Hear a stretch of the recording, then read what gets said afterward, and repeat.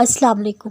پتہ ہے جب ہم اللہ کے قریب ہونے لگتے ہیں تو شیطان ہم پر زیادہ حملے کرتا ہے لشکر کے ساتھ، کیونکہ ہم تب زیادہ مضبوط ہوتے تاکہ ہم کمزور ہو کر اس نیکی سے دور ہو جائیں۔ وہ وسوسے ڈالتے کہ اب تمہاری اس نیکی کا کیا فائدہ، تم بھٹک گئے تھے، اب اللہ معاف نہیں کرے گا۔ یہ وسوسے شیطان ڈالتا ہے۔ جب بھی کوئی غلطی گناہ ہو واپس لوٹ جایا کرے۔ وہ ہمیشہ انتظار کرتا ہے۔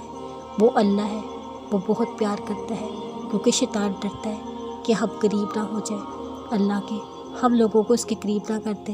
یاد رکھیے گا، شیطان عابد تھا، معاف تھا، پر عاشق نہیں تھا۔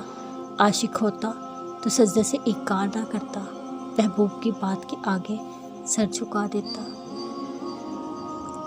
محبت میں مقام آتا ہے جب محبوب کی یاد ہر چیز کو دیکھ کر آتی ہے۔ خوبصورت ستارے، ڈوبتا سورج، رات میں پیارا چاند، پھر دل صرف اس کی باتتا اور سنتا ہے۔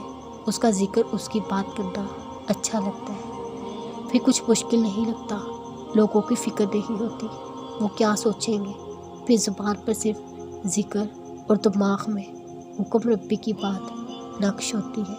پھر یہ محبت عشق کی منزل طے کرتے اس کے ہر دن قریب ہوتی ہے۔ کتنا سکون ملتا ہے نا، حوصلہ ہوتا ہے جب آپ اداس ہو، اکیلے ہو، تنہا، کبھی کھلے آسمان کے نیچے، کبھی لائٹ کو بند کر کے اللہ کو بتانا اپنے غم تکلیف کا کہ ہم ٹوٹ کے ہیں اللہ، بکھر کے ہیں، سمیٹ لینا۔ اس طرح لگتا ہے کہ اللہ پاس ہے، تب وہ بہت پاس، اور ہاں وہ سنتے ہیں ہمیں سکون آ جاتا ہے، جیسے ہمیں تھپکی ملتی ہے، جیسے کسی روتے بچے کو ماں آغوش میں لے لیتی ہے۔ بہت خوبصورت احساس ہوتا ہے۔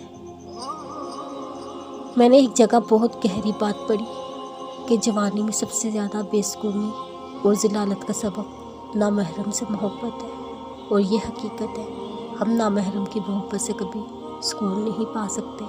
انسان کو نامحرم کی محبت کمزور، اللہ سے محبت مضبوط بنا دیتی ہے۔ اللہ کو ہم سے کتنا پیار ہے نا، اس لیے اللہ نے اس محبت کو حرام کہا ہے۔